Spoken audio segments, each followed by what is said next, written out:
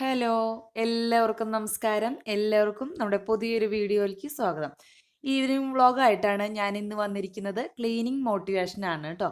Kitchen deep ക്ലീനിങ്ങും അതുപോലെ fridge deep ക്ലീനിങ്ങും. അപ്പം ഞാൻ എങ്ങനെയാണ് ഡീപ്പ് ക്ലീനിങ് ചെയ്യുക എന്നുള്ളതാണ് കാണിച്ചിരിക്കുന്നത്. അപ്പോൾ കുറച്ചധികം ജോലികളുണ്ട്. കുറേ ദിവസമായി ഞാൻ ഇതൊക്കെ ഒന്ന് ക്ലീൻ ചെയ്യണമെന്ന് വിചാരിക്കുന്നത്. ഇന്നാണ് എനിക്ക് സമയം കിട്ടിയത്. സൺഡേയിൽ നമ്മൾ മറ്റുള്ള ജോലികൾ പുറത്തുള്ള ജോലികളാണ് ഇപ്പോൾ കൂടുതലും ഞാൻ ചെയ്യാറ്. അകത്തുള്ളത് നമുക്ക് വൈകുന്നേരം ആയാലും രാവിലെ ആയാലും ഒക്കെ കുറേശ്ശെ ചെയ്യാമല്ലോ. ഈ പുറത്തുള്ള ജോലികൾ ഇരുട്ടുള്ള നേരത്ത് ചെയ്യാൻ പറ്റില്ല. അപ്പോൾ ദേ ഇഷ്ടം പോലെ തലേദിവസം കഴുകിയിട്ടുണ്ടായിരുന്നു. അത് ആദ്യം കൊണ്ടുവച്ച് അല്ലെങ്കിൽ പിന്നെ അത് പുറത്ത് കിടന്ന് ഇങ്ങനെ തണുക്കും. അപ്പോൾ നമ്മുടെ മുകളിലൊക്കെ ആകെ സാധനങ്ങളൊക്കെ കൊണ്ടുവച്ച് വൃത്തികേടാണ്. പക്ഷേ ഇന്ന് ഞാൻ അവിടെ ഒതുക്കാനുള്ള പരിപാടിയില്ല. അത് പിള്ളേരെ കൊണ്ട് തന്നെ ഒതുക്കിപ്പിക്കാമെന്ന് വിചാരിച്ച് ഞാൻ തുണികളൊക്കെ കൊണ്ട് ദേ നമ്മുടെ കട്ടിലുമ്മ കൊണ്ടിട്ടു. എന്നിട്ടാണ് കുളിക്കാൻ പോണത് കേട്ടോ. അല്ലെങ്കിൽ കുളിയൊക്കെ കഴിഞ്ഞ് വരുമ്പോഴേക്കും നമ്മുടെ ഡ്രസ്സൊക്കെ ആകെ തണുത്ത് ശരിയാവില്ല. പിന്നെ ഉണങ്ങാത്ത പോലെ നമുക്ക് തോന്നും. അങ്ങനെ കുളിയൊക്കെ കഴിഞ്ഞ് ദേ വന്നു. അപ്പം അന്ന് വീഡിയോ ഉണ്ടായിരുന്നു. അപ്പോൾ അതിൻ്റെ പോസ്റ്റ് ഇടണം. അതിന് വേണ്ടിയിട്ടാണ് ഞാനൊരു 5 മിനിറ്റ് അവിടെ ഇരിക്കണത് കേട്ടോ. പിന്നെ അതുപോലെ നമ്മുടെ ആദിത്യനെ കാണാനില്ല. അപ്പോൾ ആദ്യത്തെ അവിടെ പോയിന്ന് ചോദിച്ചപ്പോൾ വെളിച്ചിനോടേക്ക് പോയെന്ന് പറഞ്ഞു. അപ്പോൾ അതൊന്ന് വിളിച്ച് വെച്ചതാണ് കാണാണ്ടായപ്പോൾ. അല്ലെങ്കിൽ ഞാൻ വന്ന് കഴിഞ്ഞാൽ അപ്പം തന്നെ ഓടി വരുന്ന ആളായിരുന്നു. അപ്പോൾ ഈ കുളി കഴിഞ്ഞ് വന്നിട്ട് ആളെ എത്തിയിട്ടില്ല. അപ്പോൾ ഒന്ന് നോക്കിയപ്പോൾ വെളിച്ചിൻ്റെ അവിടെ ഉണ്ടെന്ന് പറഞ്ഞു. അത് പോസ്റ്റൊക്കെ ഇട്ട് കഴിഞ്ഞ് ദേ നമ്മുടെ അടുക്കളയിലേക്ക് വന്നു. അപ്പോൾ ഞാൻ ഇഷ്ടം പോലെ ദോശമാവ് അങ്ങോട്ട് ഉണ്ടാക്കി വെച്ചു. എന്ന് വെച്ചാൽ ഇപ്പോൾ അവർക്ക് ദിവസം വൈകുന്നേരം വന്നു കഴിഞ്ഞാൽ ദോശ വേണമെന്നാണ് പറയുന്നത്. അപ്പം ഞാൻ വിചാരിച്ചു വേറെ പാത്രങ്ങളിലാക്കി വെച്ചിട്ട് കുറേശ്ശെ കുറേശ്ശെ പകർത്തി നമുക്ക് എടുക്കാമല്ലോ. അപ്പോൾ കുറച്ചധികം ദോശമാവ് ഞാൻ രാവിലെ തന്നെ ആട്ടി വെച്ചിട്ടുണ്ടായിരുന്നു. തലേദിവസം വെള്ളത്തിലിട്ടിട്ട് രാവിലെ ആട്ടി വെച്ചിട്ട് പോയി. സാമ്പാറും കുറച്ച് കൂടുതൽ വെച്ചു. അപ്പോൾ പിന്നെ ഒരു ചമ്മന്തിയും കൂടി അരച്ച ലാവിഷായി. അപ്പോൾ കൂടുതൽ ജോലികളൊക്കെ ഉള്ള ദിവസം നമുക്ക് ചപ്പാത്തി പരത്താൻ അങ്ങനത്തേതൊന്നും സമയം ഉണ്ടാവില്ലല്ലോ. രാവിലെ ഇവർക്ക് പലഹാരം വേണമെന്ന് നിർബന്ധമൊന്നുമില്ല. പക്ഷേ വൈകുന്നേരം വേണമെന്നൊരു ആഗ്രഹമുണ്ട്. അപ്പോൾ ചേട്ടൻ വന്ന നേരത്തെ കറണ്ട് ഇല്ലാത്ത നേരമായിരുന്നു. അപ്പോൾ പാലൊക്കെ അവിടെ കൊണ്ടുവച്ച് നോക്കിയപ്പോൾ ആ പാല് പൊട്ടല്ല അതിൻ്റെ ഒരു സീൽ ചെയ്താൽ ഒരു ഭാഗം ആയിട്ടുണ്ടായില്ല. അപ്പോൾ അതൊക്കെ തുടച്ച് അവിടെ വൃത്തിയാക്കി. അപ്പോൾ പൂജവെപ്പൊക്കെ കഴിഞ്ഞ ആൾ അതിൻ്റെ സാധനങ്ങളും അവിലും മലരൊക്കെ കൊണ്ടുവന്ന് എല്ലാവരും കൂടി അതൊക്കെ കഴിച്ചിട്ടുണ്ട്. അപ്പോൾ അത്യാവശ്യം ചെറിയ വിശപ്പൊക്കെ മാറിയിട്ടുണ്ട് എല്ലാവരും. അപ്പം ഞാൻ ദേ സാമ്പാർ രാവിലെ മല്ലിയില ഉണ്ടായിരുന്നില്ല. അപ്പം മല്ലിയില കുറച്ചിട്ട് കണ്ടിട്ട് അതൊന്ന് ചൂടാക്കാനായിട്ട് വെച്ചു. സാമ്പാർ ചൂടാക്കാൻ വെച്ചു. കുറച്ച് ചോറുണ്ടായിരുന്നു. അതും ഒന്ന് ചൂടാക്കാൻ വെച്ചു. ഇനി ആർക്കെങ്കിലും ചോറ് വേണമെങ്കിലോ എന്ന് വിചാരിച്ചിട്ട് ആ ചോറ് ആക്കി വെച്ചു. പിന്നെ ദോശ ഉണ്ടാക്കാനായിട്ട് ഇത് ദോശത്തട്ടൊക്കെ കഴുകി ഒന്ന് അടുപ്പത്ത് കൊണ്ടുവച്ചു. ഞാൻ ദോശ ഉണ്ടാക്കാനുള്ള പരിപാടി ഇപ്പം ഇല്ലയെന്ന് വെച്ചാൽ പിള്ളേർ വരുമ്പോൾ ദോശ ഉണ്ടാക്കി കൊടുക്കാമെന്ന് വിചാരിച്ചിട്ടാണ്. പക്ഷെ ഒക്കെ സെറ്റാക്കി വെച്ച് കഴിഞ്ഞിട്ടുണ്ടെങ്കിൽ ചേട്ടന് വെച്ചിട്ടുണ്ടെങ്കിൽ ആൾക്ക് 2 ദോശയൊക്കെ ഉണ്ടാക്കി കഴിക്കാമല്ലോ. ചേട്ടൻ ദോശ ഉണ്ടാക്കി അത്ര അങ്ങോട്ട് ശരിയാവില്ല. എന്നാൽ കൂടി ആൾക്ക് കഴിക്കാനാകുമ്പോൾ അത്ര കുഴപ്പമില്ല. പക്ഷെ പിള്ളേർക്കൊന്നും അത് സമ്മതിക്കില്ല. അവർക്ക് നല്ല കനം കുറഞ്ഞ് നല്ല മുരിഞ്ഞൊക്കെ കിട്ടണം.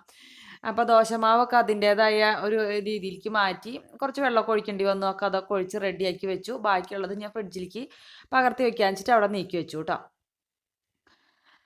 അപ്പോൾ ദോശമാവൊക്കെ ഇങ്ങനെ കുറച്ച് അധികം ആട്ടി വെക്കുകയും ചെയ്താൽ നമുക്ക് നല്ല സുഖമാണ്. കൂടുതൽ ആൾക്കാരുള്ളിടത്ത് കൂടുതൽ ചെയ്യണ്ടോ, കുറച്ച് ആൾക്കാരുള്ളിടത്ത് കുറച്ചൊക്കെ ചെയ്താൽ മതി കേട്ടോ. അപ്പോൾ ചപ്പാത്തി ഉണ്ടാക്കാൻ എനിക്ക് ഇത്തിരി മടി തന്നെയാണ്. പക്ഷേ ഗോതമ്പ് ഇടയ്ക്ക് അങ്ങനെ ചിലവാവണ്ടേ. അപ്പോൾ അത് കാരണം കൊണ്ട് ചപ്പാത്തി ഉണ്ടാക്കും. ഗോതമ്പ് പൊടി കേടായി പോകണ്ടെന്ന് വെച്ചിട്ട് ഉണ്ടാക്കുകയൊക്കെ ചെയ്യും. അപ്പോൾ അതെ കറണ്ടൊക്കെ പോയ കാരണം കുറച്ച് നേരമായിട്ട് ഫ്രിഡ്ജ് ഓഫ് തന്നെയായിരുന്നു. പിന്നെ ഞാൻ ഓണാക്കാൻ നിന്നില്ല കേട്ടോ. അപ്പോൾ നമ്മൾ ഫ്രിഡ്ജൊക്കെ ഡീപ്പ് ക്ലീനിങ് ചെയ്യുമ്പോൾ എപ്പോഴും അതിലേറ്റവും കുറവ് സാധനങ്ങളുള്ള ദിവസം വേണം നമ്മളത് ഡീപ്പ് ക്ലീനിങ് ചെയ്യാനായിട്ട്. അല്ലെങ്കിൽ അതൊക്കെ കുറേ എന്തായാലും കുറച്ച് നേരം നമുക്കത് ഓഫാക്കി ഇടണം. അപ്പോൾ അത്രയും നേരം ചെയ്യേണ്ട. പിന്നെ കുറേ സാധനങ്ങൾ എടുക്കാനും പിടിക്കാനൊക്കെ നിൽക്കണ്ടേ. അപ്പോൾ പരമാവധി അതിൽ ഐറ്റംസ് കുറവുള്ള സമയത്ത് മാത്രമാണ് ഫ്രിഡ്ജ് ഡീപ്പ് ക്ലീനിങ് ചെയ്യാൻ പോയാൽ മതി കേട്ടോ. അപ്പം നമ്മുടെ ഉള്ളിൽ ഫ്രീസറിൻ്റെ ഉള്ളിൽ വിപ്പിംഗ് ക്രീം ഇരിക്കുന്നുണ്ട്. അത് ഞാനിപ്പോൾ എന്തായാലും എടുക്കണില്ല. അത് ആ ഐസും കട്ടോട് കൂടി തന്നെ അവിടെ ഇരുന്നോട്ടെ എന്ന് വിചാരിച്ചു. പിന്നെ അടിയിൽ ആ ബേസനും പാത്രങ്ങളൊക്കെ പച്ചക്കറി ഇടുന്ന പാത്രമൊക്കെ ഇല്ല അതൊക്കെ എടുത്തു.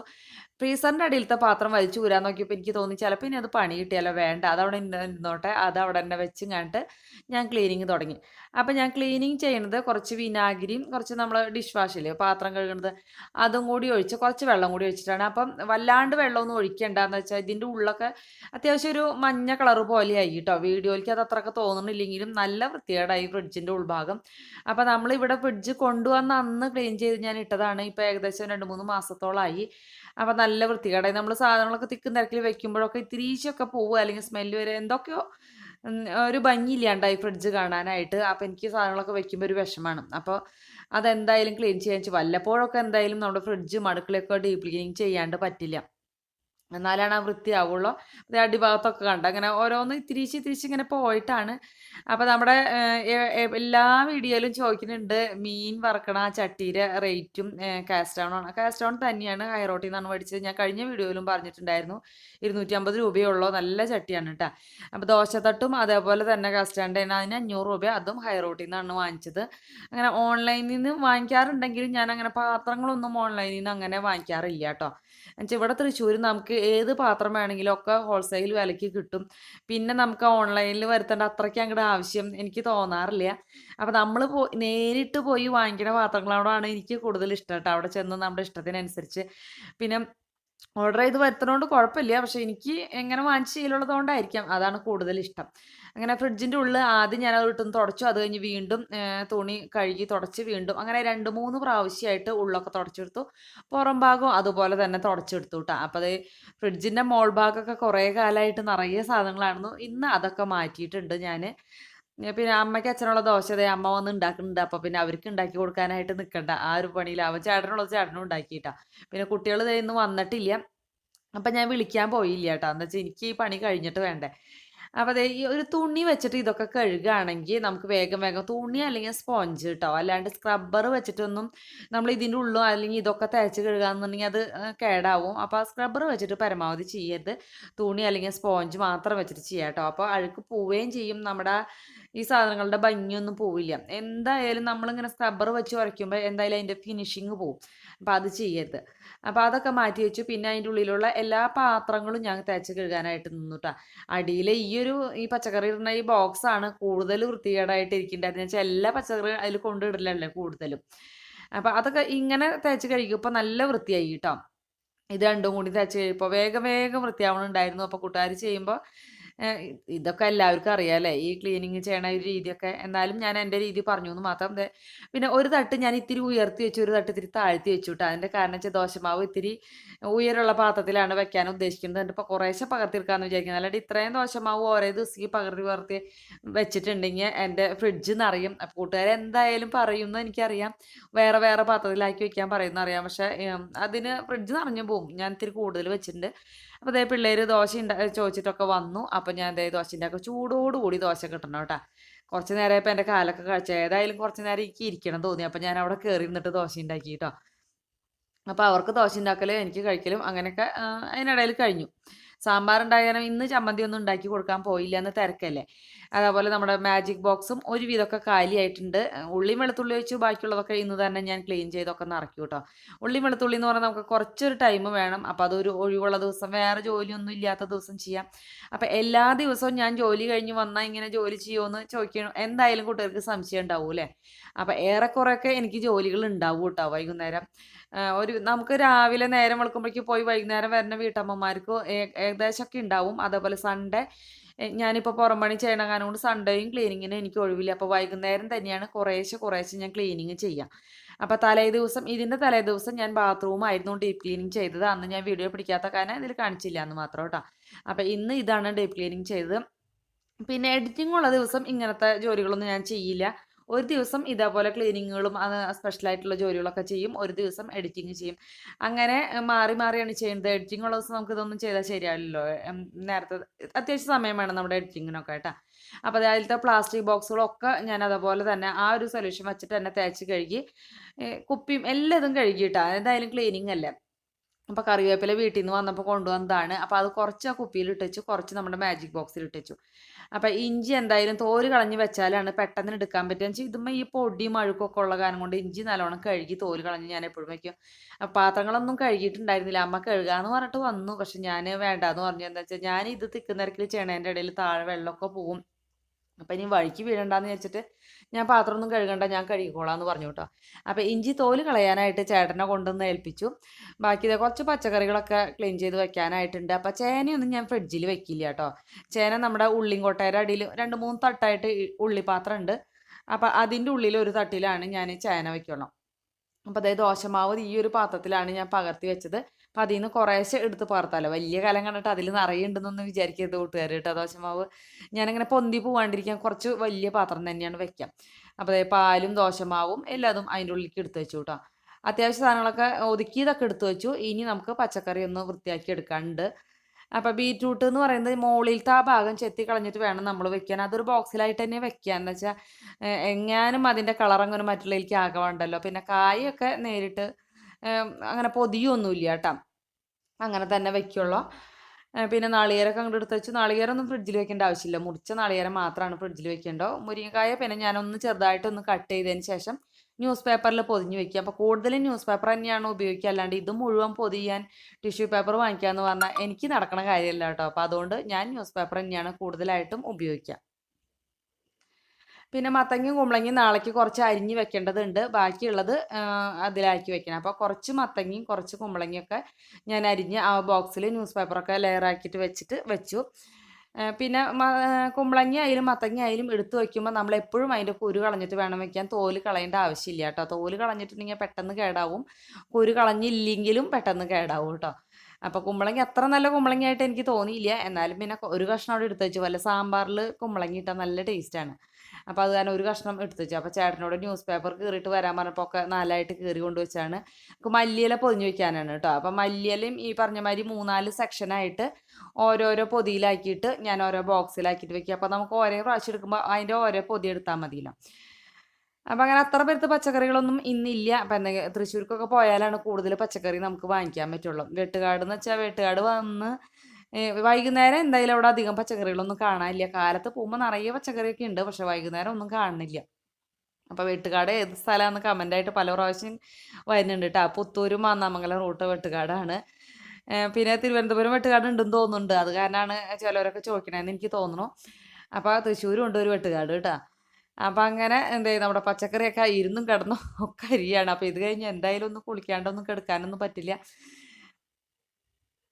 അപ്പം മത്തങ്ങ കുമ്പളങ്ങയും ഞാൻ ഒരു ബോക്സിൽ തന്നെ ആക്കിയിട്ടാന്ന് വെച്ചാൽ വേഗം തന്നെ എടുക്കാനുള്ള പച്ചക്കറികളാണ്. അധികം ദിവസം എന്തായാലും ഇരിക്കില്ല. അധികം പച്ചക്കറികൾ കയ്യിലില്ലല്ലോ. അപ്പം ഇനി നാളത്തേക്കുള്ളതാണ് ഞാൻ ആ മാറ്റി വെച്ചതൊക്കെ.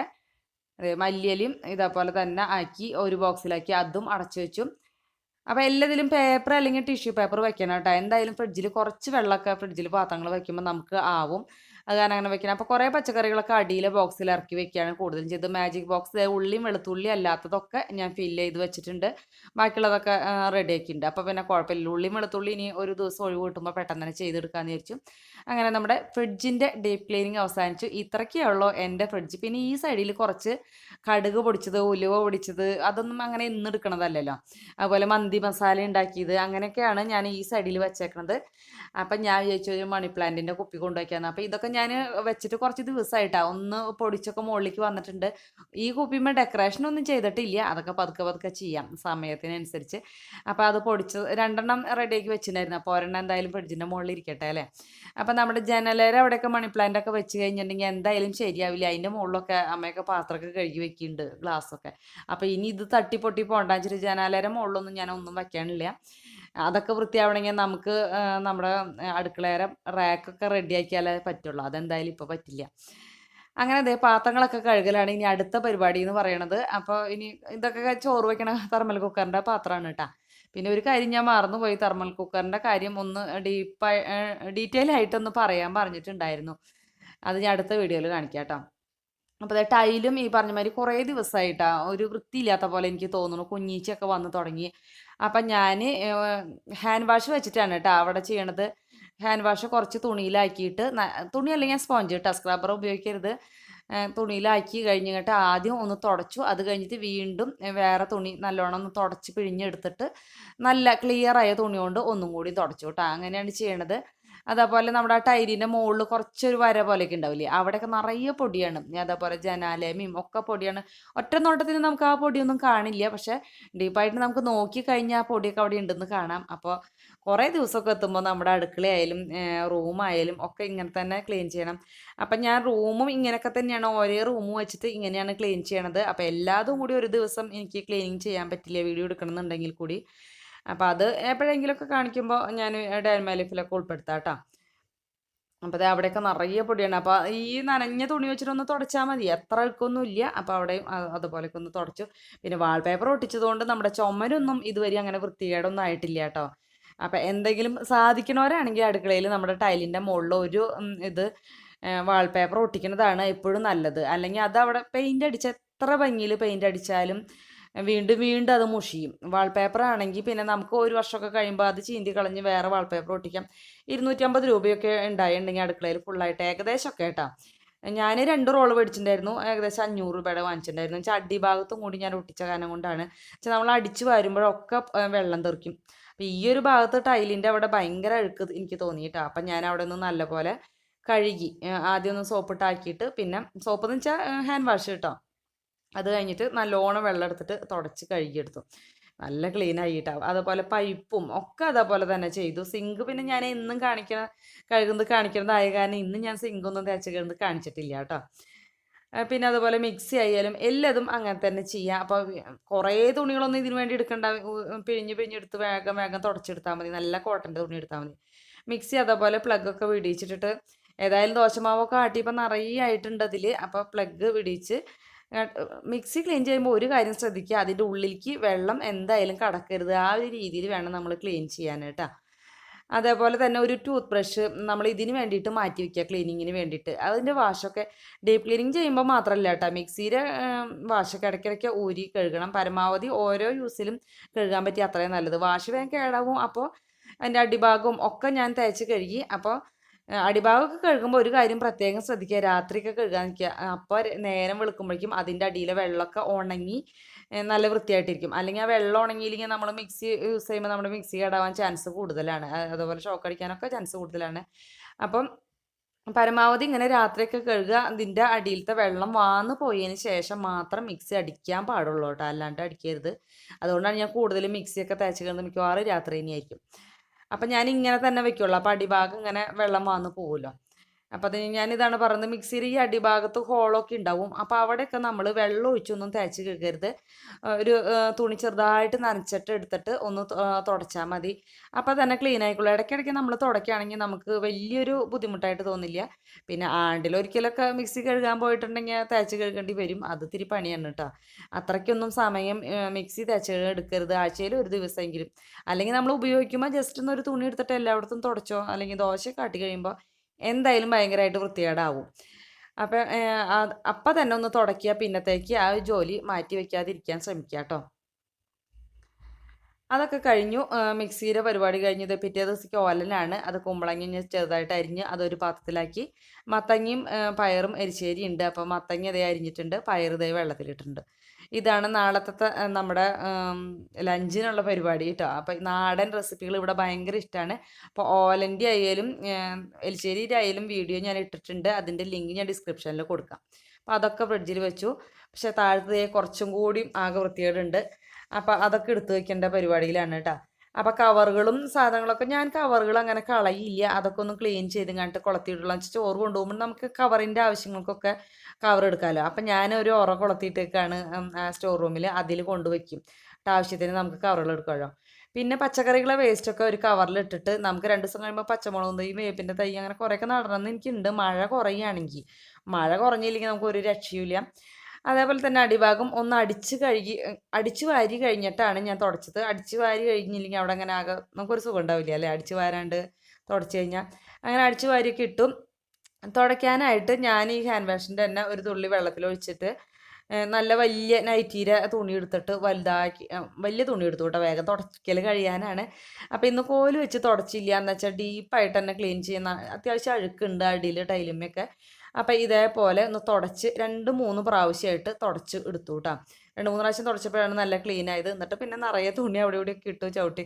അപ്പോൾ ചവിട്ടി കഴുകാനൊന്നും ഇന്ന് ഞാൻ നിന്നില്ല കേട്ടോ, അത് നമുക്ക് വെയിലുള്ള ദിവസം ചെയ്യാം. അപ്പോൾ തുടയ്ക്കലൊക്കെ കഴിഞ്ഞ് ദേ ഇങ്ങോട്ട് പോന്നു. അടുക്കള ദേ നമ്മുടെ കുട്ടപ്പനായി നാളേക്കുള്ള പരിപാടികളൊക്കെ തയ്യാറാക്കി വെച്ചിട്ടുണ്ട്. ഇനി നാളെ രാവിലെ 6 മണിക്ക് എഴുന്നേറ്റാലും ഒരു കുഴപ്പമില്ല കേട്ടോ. അപ്പോൾ റൂമിലെത്തിയപ്പോൾ അതേ ചേട്ടൻ തുണികളൊക്കെ മടക്കി വെച്ചിട്ടുണ്ടായിരുന്നു. വലിയ ഭയങ്കരമൊന്നും മടക്കി വെച്ചിട്ടില്ലെങ്കിൽ നമുക്ക് വയ്യാണ്ട് വരുമ്പോൾ ഇങ്ങനെ മടക്കി വയ്ക്കുക ഒരാളുണ്ടല്ലോ, അതിന് സന്തോഷമാണ്. പിന്നെ വേഗം അതൊക്കെ അലമാരിയിലേക്ക് അതിൻ്റേതായ സ്ഥാനത്തേക്ക് എടുത്തു വെച്ചു. പിള്ളേരുടെ ഡ്രസ്സും ഇന്ന് പിള്ളേർ തുണി മടക്കാനൊന്നും വന്നിട്ടില്ല, എന്താണെന്നറിയില്ല. എന്തായാലും അവരോട് ഭയങ്കര ബിസിയാണ്. ഇത് കഴിഞ്ഞ് അവരെന്താ എടുക്കണമെന്നൊക്കെ പോയി നോക്കണം.